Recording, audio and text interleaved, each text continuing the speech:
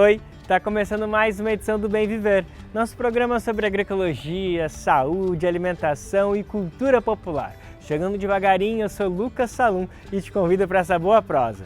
Bora nessa? Junho é um mês especial.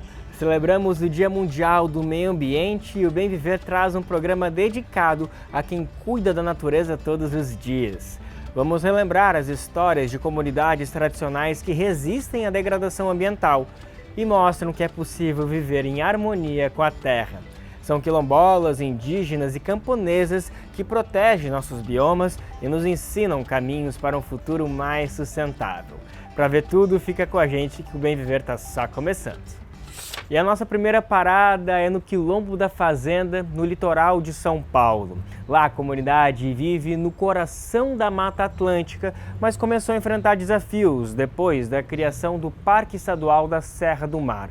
Com as restrições impostas, os quilombolas encontraram na agrofloresta uma maneira de manter as tradições e também produzir alimentos. A prova de que cultura e preservação caminham juntas. Vamos relembrar dessa história que foi exibida aqui no Bem Viver em 2022.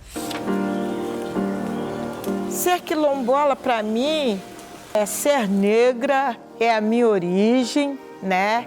A minha origem é ser um povo que sofreu muito, muito mesmo, né? Que vieram para cá sem querer vir, que não sabiam nem para onde estavam vindo, mas enfiaram no navio aí, trouxeram para cá, entendeu? Sou um povo sofrido, mas um povo de luta.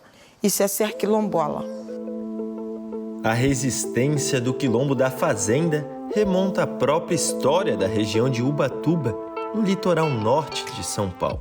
Aqui era uma fazenda, aqui tinha escravo, aqui era cheio de escravo. Mas quando a fazenda piorou, que acabou, o povo foi embora. Mas aqui, por ser um lugar de escravo, deixaram o meu tio tomando conta dessa fazenda. Aí nós viemos, porque a gente já é descendente de escravo, aí tornaram formar o quilombo aqui da fazenda.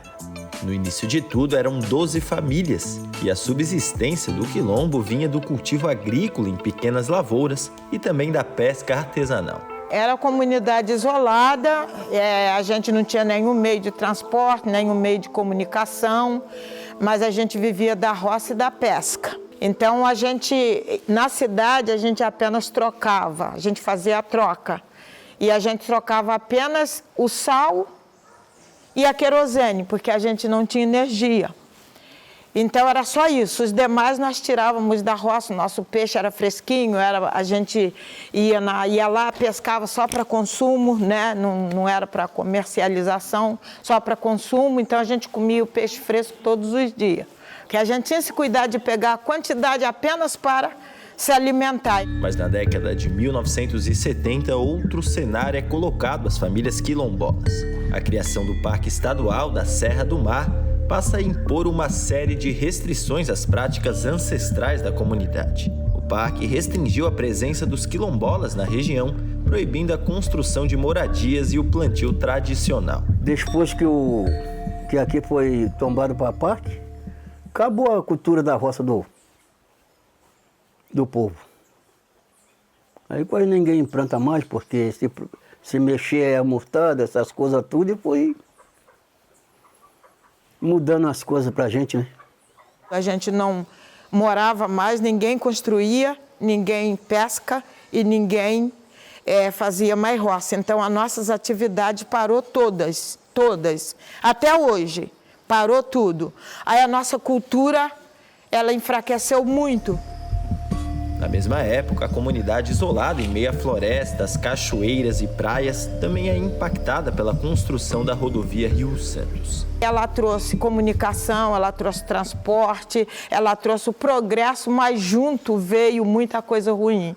Veio especulação imobiliária, começou a tomar as terras dos quilombolas, dos caiçaras, os grileiros, chegou. É nesse momento que se inicia a luta pela permanência no território com a criação da Associação Comunitária dos Remanescentes do Quilombo da Fazenda, hoje com 71 famílias. Com a formação da Associação de Remanescente, pelo menos a gente hoje negocia. A gente tem um diálogo para estar negociando. E essa negociação nossa, ela é desde 2006 até hoje, a gente está negociando.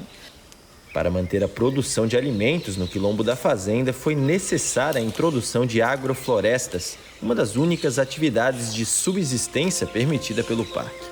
Em 2006, com a ajuda do IPEMA, foi iniciado o processo. A transformação trouxe não só uma diversidade de culturas, especialmente frutíferas em sintonia com a Mata Atlântica, mas também o resgate da cultura e identidade da comunidade com a produção da terra. Como passou por geração, a gente pretende preservar até hoje, né, esse cultivo e viver dele, né? E como eu falei assim, o agrofloresta ele planta a vida, né? Porque a partir de que você recupera, né, o solo, recupera uma área degradada, você está plantando a água que está brotando ali as nascentes, né, as afluentes de rio, né? Às vezes uma antiga nascente ali que secou, a partir que você forma uma floresta, ela passa a nascer de novo, né? Então você planta água, planta vida, planta alimento e tudo isso é muito gratificante para nós, assim. Tem a fruta, a gente vai colhendo, né? Aí vai colhendo, vai passando pro pessoal, é uma renda que entra pra gente. Até comprei tem uma despopadeira ali agora que eu comprei para despopar as coisas, cambuci, cupuaçu, pacacau. Além das polpas das frutas da região, a agrofloresta quilombola produz banana, cacau, abacate e abacaxi. Tudo abastece o restaurante Sabor Quilombola, cujos pratos tradicionais são feitos por Dona Laura. Um dos destaques é o uso do coração da bananeira. O carro-chefe do restaurante, entendeu? A salada quilombola. Aí a gente criou também o bolinho de taioba, além de comer ela refogadinho, o bolinho, a torta. Aí a gente teve o curso do IPEMA, que a gente antes cortava a jussara. Hoje a gente não corta mais, a gente usa a polpa e refloresta a mata com a semente, né? A matriz. E aí a gente começou a descobrir também que a polpa também entrava na culinária, isso tudo nós que criamos. A colheita também chega a outros estabelecimentos de Ubatuba. E a ideia para o futuro é passar a integrar o Programa Nacional de Alimentação Escolar. Eu costumo dizer que a alimentação é tudo, porque antigamente as pessoas morriam de velhice e não de doença. Porque a comida era saudável, a comida era pura, era saudável, não tinha veneno, não tinha nada. Hoje está todo mundo doente, as crianças já nascem doentes, porque elas compram lá no supermercado, industrializado, né? Tá lá no vidro, sabe lá quanto tempo que está um palmito no vidro, né? Cheio de coisas lá dentro para ele não estragar. Atualmente, o Quilombo da Fazenda integra o Fórum de Comunidades Tradicionais da Bocaina e inicia a prática do turismo de base comunitária. Ser quilombola é preservar todo aquele costume do passado, né, dos nossos ancestrais, né, e permanecer no território, né, como quilombola, permanecer no território com esses costumes, né, lutar pelos nossos direitos, né. O sonho é ver a nossa comunidade organizada e ver os jovens realmente entendendo que eles são quilombola, lutando pela sua cultura e entendendo que eles são a própria cultura.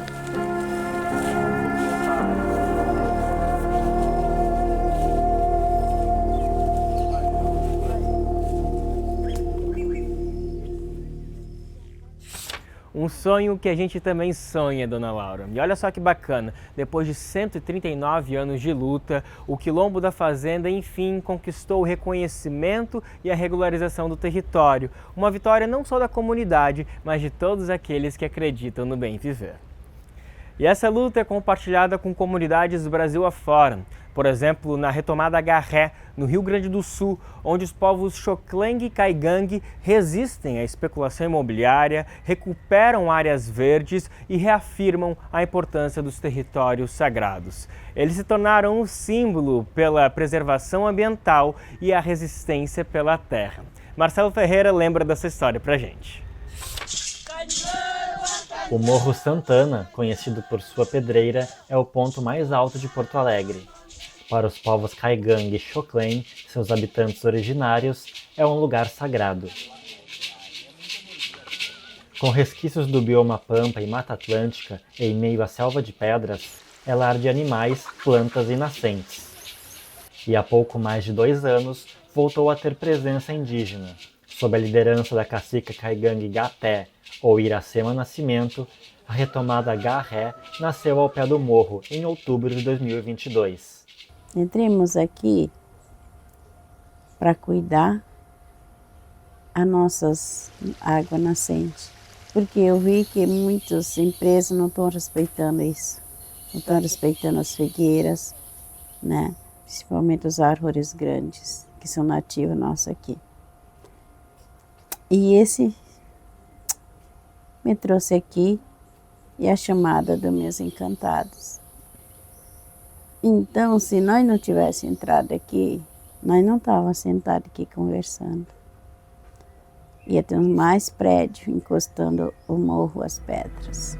Esses prédios são um projeto de 11 torres e 714 apartamentos que o grupo empresarial legalmente proprietário da área pretende construir. Algo impensável para os indígenas. A mata está a medicina tradicional. O que vai na farmácia também vem da mata.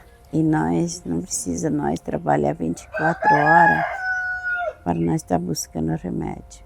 E para comprar remédio a gente tem que fazer isso na farmácia. Nós não, apenas nós cuidemos e botemos na terra. Para quando é a semana que vem, para nós ter aquela folhinha para fazer um chá para tomar. Nesses 2 anos de luta pela demarcação do território, a comunidade resistiu a intimidações e tentativas de despejo judicial. Que eu quero preservar essas árvores lindas, tudo em roda do morro. Não é só para mim, é para toda a sociedade respirar o ar puro quando é manhã. Gaté chegou a fazer greve de fome quando a justiça emitiu reintegração de posse e só encerrou após a suspensão da medida. Para ela, o avanço sobre a natureza não enxerga a vida, só dinheiro. No marco temporal está agredindo até a nossa Constituição, né? Não está respeitando a Constituição. O pessoal que, entre aspas, está no Congresso sabe disso, mas prova para explorar mais a terra, desmatação, conveniar para eles é só dinheiro, não é vida, não é sombra, não é vida daquele povo. Por isso a rua está cheia até de morador de rua. Nem no povo que é povo do povo dessa pessoal, eles nem estão. Nós, indígenas, lutemos juntos, porque a gente tem amor no outro. No local, eventualmente, ocorrem queimadas e só resistem os pinheiros, plantas invasoras que acabam se proliferando e destruindo a biodiversidade. Os indícios dão que os primeiros focos de pinheiro assim, começou nos anos 60, aqui no Morro Santana. Ela é uma planta australiana e ela vem, por ser exótica, né, ela toma conta de tudo que está na volta. Ela tem uma palhada seca. Os animais que ali se alimentavam antes de uma frutífera já não vão mais, roedores, tudo mais por ali não circulam, né? E essa palha, ela é extremamente inflamável também, né? Ela ajuda a dissipar esses incêndios, né? Que ela pega muito fogo, ela queima muito. Eu vim morar no morro foi em 2019, desde ali eu acho que todo ano eu vi uma queimada ao menos, de 1 a 2 queimadas por ano, assim. A cacica nos pediu para subir hoje, né? Fazer esse plantio de milho, girassol, feijão, que é para, antes de mais nada, de dar o alimento, enfim, fortificar a terra, né? Fortificar essa terra que está com erosão, essa terra que foi queimada, que está, enfim, com falta de nutrientes, para, enfim, através dessas plantas, estar nutrindo esse solo, né? 35 famílias fazem parte da retomada, mas muitas não podem viver no local, devido à estrutura precária dos barracos. Demarcação, já. E fazer as casas também, que o governo manda as casas para quem então, aqui debaixo da lona, 2 anos. Não queremos todo o Brasil, apenas para nós morar e plantar nossas coisas que precisamos, milho, feijão, nossa batata doce e aipim, né? Que é comida saudável, né? Com veneno. A cacica pede que o exemplo dado pela retomada seja seguido. Preservar mais o meio ambiente, né? Que muitos falam do meio ambiente, mas de fato não protege. E florestar.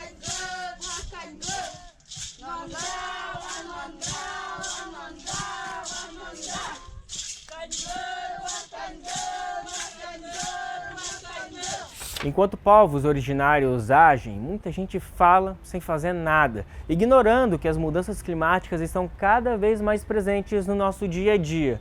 Por exemplo, é preciso se discutir que a agricultura e a pecuária convencionais são responsáveis por 70% dos gases que aquecem nosso planeta, do efeito estufa. E sim, existem outras possibilidades, outros caminhos. Um exemplo está no norte do Paraná, com um grupo de mulheres agricultoras. A gente está falando do assentamento Eli Vive. Lá, elas produzem sem veneno, recuperam a terra e alimentam a cidade com comida fresca e a um preço acessível. Quando a horta é sem agrotóxicos, nasce muito mais mato no meio da plantação. Dá trabalho, mas o jeito é limpar com toda a paciência, como faz a Ivanete. O alimento nosso a gente produz sem o adubo químico, sem o veneno, a gente não utiliza. É tudo então produzido agroecologicamente. Tipo assim, limpeza, faz na enxada, faz na mão. Ivanete chegou a morar na cidade e trabalhou no comércio, mas ela se encontrou mesmo no movimento dos trabalhadores rurais sem terra, o MST. Você tem uma renda que não é aquela renda bruta que entra para cobrir as contas em modo geral. Então você tem uma renda a mais. E daí, para a gente aqui, camponeses, essa renda se tornou uma renda fixa para nós mensal. Hoje, Ivanete é uma das 12 agricultoras que formam o Coletivo das Mulheres Camponesas, que vende comida boa, barata e saudável para os moradores de Londrina, a segunda maior cidade do Paraná. A produção é feita no Eli Vive 2, o maior assentamento em uma região metropolitana do Brasil, onde a agricultura conquistou um lote da reforma agrária. Que no início não tinha, né? Era mais as mulheres. O pessoal ainda dizia assim que era porque não tinha o que fazer e por isso que estava se formando esse grupo, né?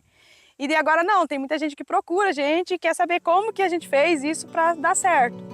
Na sua família, Janete é a 4ª geração de assentados. Ela ajudou a fundar o coletivo de mulheres camponesas do assentamento Eli Vive 2 em 2015.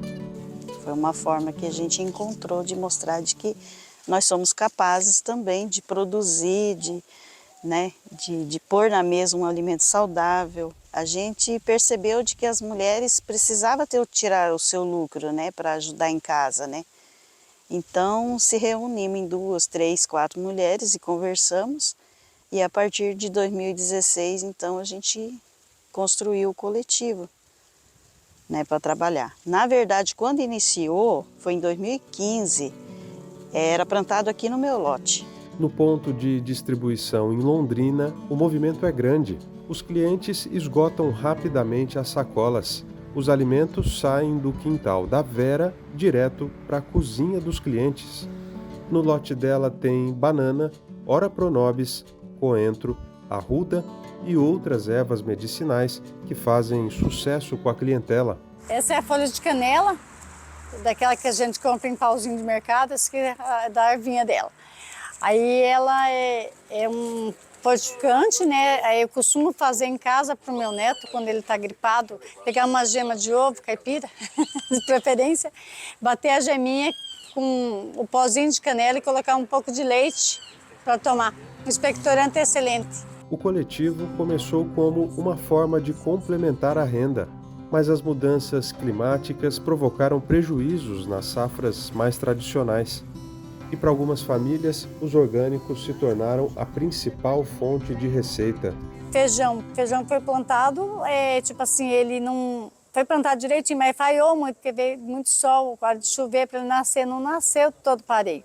Esse ano, o que está sustentando aí são as sacolas que a gente está conseguindo produzir, e daí temos os nossos fregueses que nos apoiam, gente boa aí, está caminhando com nós já de tempo, já somos praticamente uma família, o pessoal chega aqui, a gente já está bem familiarizado. Eu venho de um tratamento oncológico, um câncer, né? E especialmente, né, a partir do momento em que eu pude, né, constatar a recuperação, todo esse processo, eu tenho buscado essa alimentação mais saudável, mais equilibrada, no sentido de qualificar inclusive a minha própria saúde, né, sabendo os riscos que o agrotóxico e outros tipos de alimentos eles podem oferecer para mim, ainda que numa fase de saidinha do tratamento, né, contra o câncer. Eu estou muito satisfeito e o preço é muito bom. Venham! Eu, inclusive, priorizo as sacolas camponesas por conta disso, né? Por acreditar realmente que a mudança do mundo em termos de meio ambiente, em termos de trabalho, em termos de saúde, tem a ver com a reforma agrária, né? Com essa luta que eu não sou da área, não entendo muito, mas sinto quando vejo os depoimentos, quando vejo o que eles fazem, a forma como eles produzem, então eu apoio mesmo por ser MST.